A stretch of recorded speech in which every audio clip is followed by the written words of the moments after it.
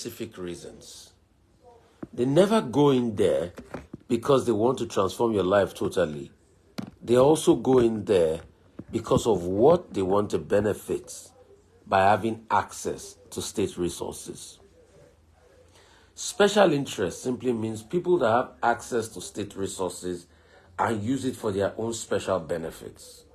That's what special interest means.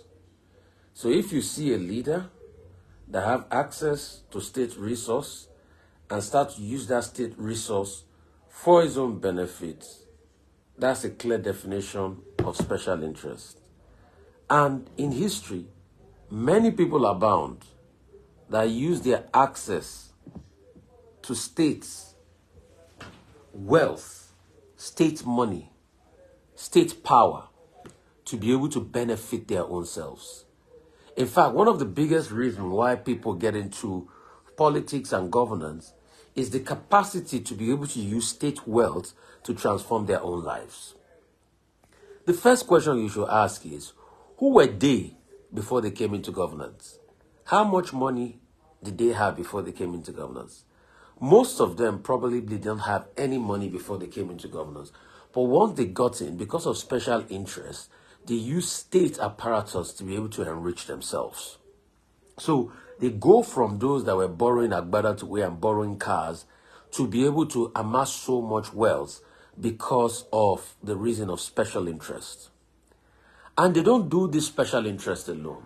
They have other people that join them in this road for special interest. So what they do is they take all of the resource that belongs to you and aggregate it for their own special interest. Special interest is for them to be able to enrich the wealth of themselves and their family members. Special interest in the end always will lead to corruption, because what ought to be used to be able to help the people now turn into something that would enrich few pockets alone. Special interest definitely will lead to the stunted growth of a nation, because the truth has to be said. There is no nation that can survive special interest for a very long time. It starts to crumble the nation because the wealth of the nation will be shared among few people. Special interest will always lead to bribery. Most of the systems definitely have a system of bribery. People will do everything to get justice, so the special interest will easily be able to compromise judges. And the first aspect of society that special interest will compromise is the criminal justice system. The truth has to be said. The criminal justice system will be taken off because of special interest. So they are so quick to be friends with judges. In fact, special interest will manipulate the process as which judges are selected.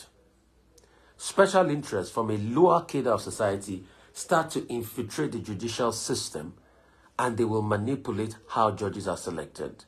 So once they are able to manipulate how judges are selected in the free gifts they give to judges and things like that, then definitely they will be able to sway justice their way.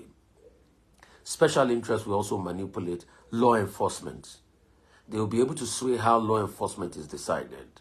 Special interest will also be able to manipulate the rights of people, so that the rights of people will not be heard and they will not be able to talk against them. So once they get that, then they are able to manipulate all areas of society. Then special interest starts to do everything for constantly growing their own base. So special interest does not only think of, oh, let me just manipulate people alone. They start to see how they can manipulate nations of the world.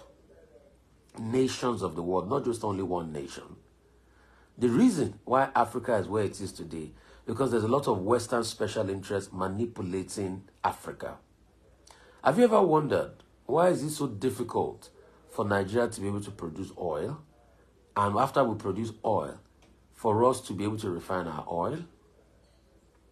Definitely, there's a big, long involvement of a lot of interests. Some that give you the product and send the product back to you in refined material definitely will never want you to be able to have your interests met. So it's also incumbent on you to be able to watch it. Also, there is also a big blowback as regards continents when it comes to special interest. I say a blowback because there's a big blowback on the development potentials. Africa, for instance, has been taken in shackles with all its minerals in the interest of special interest. There are a lot of them that will constantly manipulate the system to be able to favor them. Special interest will not always want their secrets to be revealed. Guess what they do? They'll be able to manipulate even the media system because they want goodwill. And they know media is a reportage of society. So if they're able to manipulate the media system, then they're able to get their way. So you see all sorts of articles and all sorts of, interest being aligned in media. Definitely for every nation, every top superpower will have a media arm that is spent on. The thing is, the interest of every country will matter to them. Even Nigeria has a service called Voice of Nigeria that shows Nigeria's interest to millions of people around the world. So every nation has some form of its own special interest. But the question is it beneficial to the local interest of the people? But it's not always the case. The first case study one is the Second World War. The Second World War, and I'm going to tell you how the special interest Hitler started almost dominated America. Before the Second World War started, Hitler had already started a mechanism of the indoctrination of fascism and anti-Semitism in the American system. How did he use it? How did he do it? He got a lot of agents that infiltrated the American system and bribed American senators, Senator Lindsey and a couple of other senators, to start espousing fascism value. And these fascism values became dominant in America. Apart from the senators, they also bribed a new wave of media broadcasters. Most important amongst them is Father Coughlin. Father Coughlin was said to have one of the most prominent radio shows across America in the 1930s. His show reached out to millions of people. If it was said that the population of America was over 120 million in the 1930s, Father Coughlin's show reaches out to, guess what, over 34 to 45 million people, where he constantly blamed the Jewish bankers for the problem that was happening in society, which led to a big rise in anti-Semitism. In fact, at some point, because he didn't like the president and they wanted the president out, so they went ahead to start saying that President Roosevelt was Jewish. And this is the power of special interest propaganda. Father Coughlin also had a magazine called Social Justice. The Social Justice had a circulation of over 1 million people. American lawmakers then were said to constantly use their own office apparatchik to spread communist messages. In fact, senators like Senator Linden, most of his messages were written for him from Hitler Germany.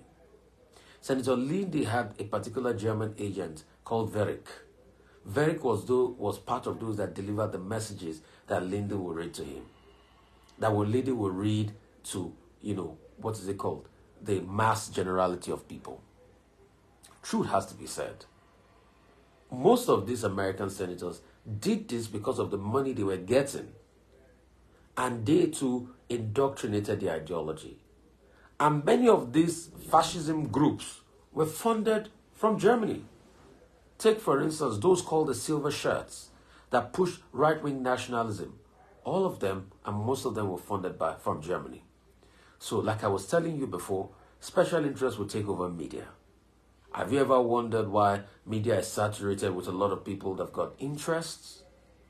Secondly, special interests will take over the judicial space.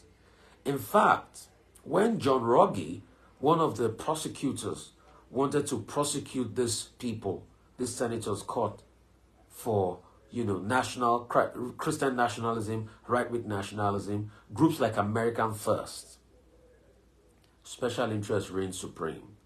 They frustrated the judge to the point of death, and the case was thrown out. And it took Ruggie to be able to publish most of his findings of most of the senators that were indicted in that project by Germany. And the book is out there. You can read the book. It's called The German Project by John Ruggie. R-O-G-G-E. So, and guess what? Even when President Truman took over, when he saw that most of the indicted senators were his friends from the Senate, guess what he did? He ensured that the report was not released. So special interest can also affect up to the presidency. And this manipulation pervades every area of our life. Special interest abounds everywhere. The truth has to be said. When special interest becomes deadly, is when external special interest now collides with local greed. Another case study I'll take you to is the colonial days. Yes, the colonial masters came and they colonized us easily. But the question we should ask is, what about their accomplices? I was a case of special interest meeting up with local greed. There were many people, leaders of our people then, that couldn't stand tall and fight for our people. All they did was to try as much as possible to ensure that they too made money from the colonial masters. And how did they do it? They sold our people for cheap. They sold them for schnapps. They made money on most of the slaves that were taken out. It was not entirely force that was used. There were some people that were known to be proper slave merchants. And people benefited from the slave trade. Underline the word trade. Have you ever wondered why it was called the slave trade?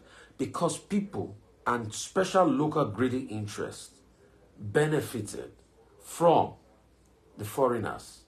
So it was a symbiotic relationship of them coming here to be able to take slaves and take them away, which is their own people. That's the power of special interest. It connives with local people. The very funny thing I'll announce to you is that that special interest that connives with local people is still here today. Have you ever wondered why Nigeria, and when we find all of a sudden cannot refine its oil again? The question is, what's the big deal about refining oil? It's such a big deal because there's also an element of special interest. Special interests that look at their own gains and say, okay, if we can ensure that we can sell refined oil to these people, give one or two people around in their government the capacity, not money, so that they will not, and they will ensure that the refineries don't work. And the truth has to be said, nothing will happen. Nothing will happen. So over the years, despite how much money that's pumped into the refinery doesn't work, and we keep importing. And the steady market at which we import from never ceases. And that cycle only continues. And that's how the power of special interest works. Because if that cycle continues, some people benefit and some others do not benefit. Who benefits? The companies that bring in the oil for us. They constantly keep their factories working. And for every time you import something, hope you know that you export jobs. For every time you import a shoe or a car or anything, hope you know you export jobs. And that's why I tell people, drive Nord, drive Innocent, drive Jet Motors. So special interests over the years deliberately made it in such a way that you can't really get anything. So that as long as they keep their industries working.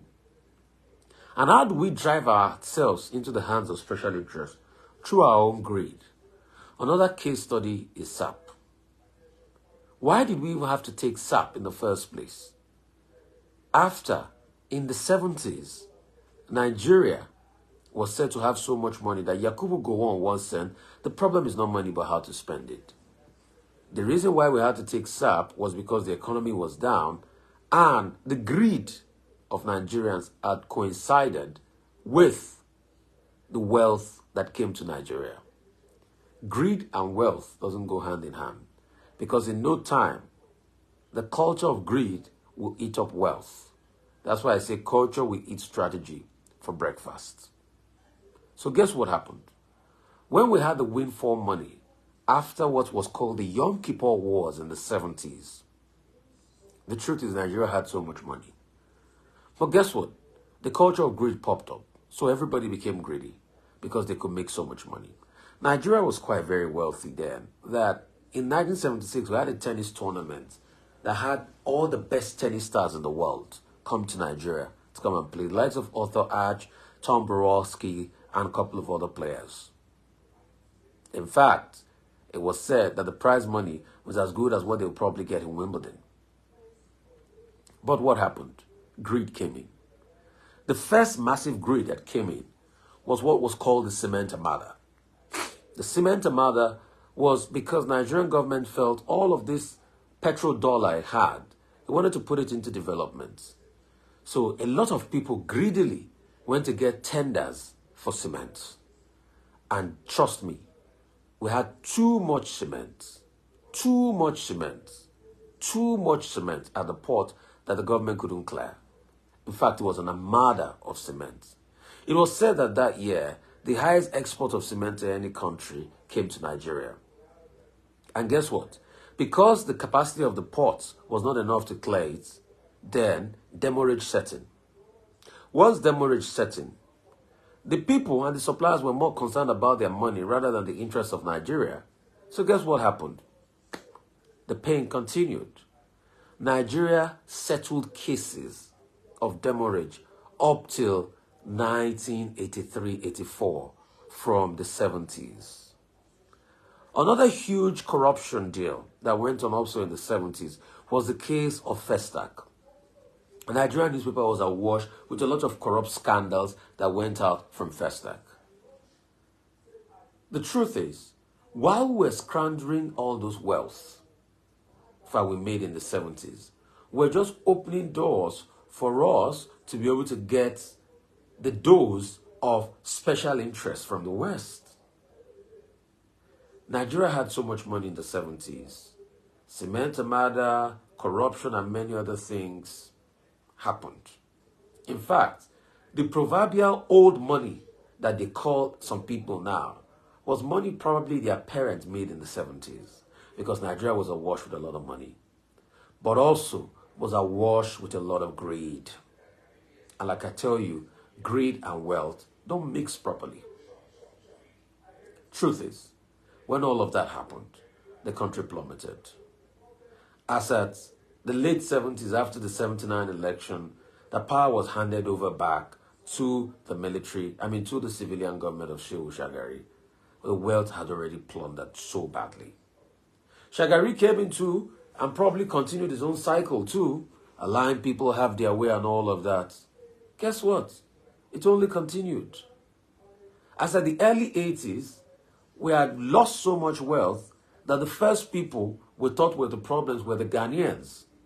So one day, I think Ali Baba, that was the Minister of Finance then, packed them up on the border and says, well, you know what, the Ghanaians must leave. And so they left. But after they left, we discovered that we had squandered our riches. And we squandered our riches so much. In no time, after re-election in 83, there was a coup that happened because there was economic instability. While all of that was happening, external special interest, the World Bank, came and said, oh, for us to give you this, we'll do something called a structural adjustment program. SAP, we're going to adjust the structure of your economy and all of that. And once we adjust the structure of the economy and what goes on in your economy will take a good turn. If when we were making money, we had invested in agriculture in the 70s, and we had invested in manufacturing, we would have been better. But guess what? We had so much money, then we invested in importation. Nigerian import bill in the 70s rose so high. It was just all about importation. Our personal greed was so much, and when our personal greed was so much, what happened? We opened room for dastardly activity. and special interest dominated and became the order of the day. We were crazy. We were spending crazy. And because of that, when SAP came, it became a big problem. Nigeria, that in the 70s, it was said that if you go to some dustbin, you will see unfinished sardine. Probably people will just take one of the fish out of the 2 or 3 fishes in the sardine can and drop it in the waste bin. Now became a nation that we had something in the 80s called Esenko. You know what Esenko means? Esenko, like they used to call it in the Yoruba area, Esenko meant essential commodities. When the prices of food went so high and everything was so bad, the government now had to buy some food and they were selling it at reduced prices. That's what we used to call Esenko. But Esenko never solved the problem. In fact, Esenko now became another avenue for greed, because people only gave the people that were close to them this Esenko. So you will have to queue to be able to get this essential commodity to buy. After all the debates about structural adjustment program, we finally decided to bite the bullet of the external special interest. In 86, when Babangida had come in, after 2 governmental changes in coup, and Babangida finally started something called SFEM, Second Tier Foreign Exchange Markets. What that meant was we devalued our currency. It used to be about 70, 80 kobo to $1 in the 70s into the early 80s. All of a sudden, it went to 3.22, and before 1990, 1991 or 1992, it had gone up to close to 10 to 11 naira to the dollar. And guess what? Since then, it never looked back. Today is 1,600, close to 40 years after. You can see how special interests, external interests, and greed destroys the prospect of a nation. And the funny thing is unabating today. It's still continuous. There are many forms of special interest. And there's always a cyclical cycle of special interest. Those that perpetrated the special interest in 1983, 84, most of them have probably died away today. Some, a few of them exist. Most of them are gone. Because generations have a cyclical cycle. So in the 1990s, you had a new bandwagon of special interest. Those are the people that are still pretty much on the scene 30 years after. They were probably in their 40s, 50s then. They're in their 70s today. That generation is dying away. But guess what? Another generation of special interest is also coming. But you see, as a citizen, what should be your priority? Your priority should be how the interest of all of those powers can work in your favor. And that's why I say citizen participation and understanding of the dynamics of the times matters a great deal. The Bible talks about the sons of Issachar. It says, and the sons of Issachar understood the times. So the truth has to be said. How can you understand the capacity of special interest that pervades the air in every area? How can you understand the true leader different from the one that has a lot of special interests? How can you understand the one that has capacity for growth and development and the one that has special interests? How can you understand the one that has a mind and a love for the people and the one that has special interests? So there are many factors that are concerned in special interest. The truth has to be said is, how would you effectively be able to weigh special interest? The number one way I would advise any citizen to be able to understand how special interest works is, number one, research anybody you want to vote for. Research anybody in the political class. Research and make your decisions for yourself. Secondly, we must be able to invest in media. And that's why most of this work I'm doing today in media via VOP, via Rufia that's also going to be coming up, and via Rufia Oseni platform is not cheap. It costs money. It costs money. One day I'm going to take a picture of my setup here. For me to be able to bring you this quality program on radio, on Instagram, on Facebook, and on TikTok, and on Twitter at the same time, I have to service many of the devices. All right? Service many of the devices. Provide internet. Then research. Buy books. You can go and check it. Some of the book I made the reference for this teaching today. One book, go and check it, a hard copy of John Rogue's book, the one I quoted about the German project, is close to $1,000. So for us to be able to cascade all of this, for you in all of this, it takes a lot of research. It takes a lot of sleepless nights. Good media, I tell people, is not free. It takes a lot of research. It takes a lot of reading. It takes a lot of seclusion, because I'm giving you this quality programming. So that's why we constantly call for support. So you must also, in your own right, support good media. You must also support good media, because that's how we can constantly put this in the eyes. Because see, what fought the war against special interests in America in the 1930s and won was because of the media. Journalists took the report of John Roger that they would not allow him try those perpetrators of those crimes in the books. And once they published it out and people knew those people, they ensured most of them were not voted back into power. And that's the truth of the matter. So the power of media gives the people a lot more power. Join us this morning. Let's have a conversation. Join us this morning. Let's have a great conversation. And it promises to be wonderful. 0818 099 1991. 0818 099 1991. I'll just quickly get up the device and I'll be right back. 0818 099 1991. 0818 099 1991. Those are the phone lines to call us up.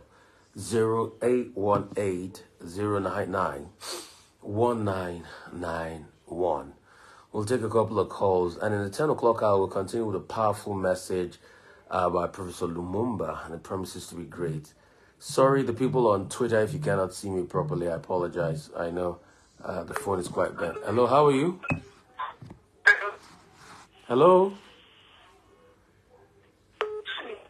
Hello?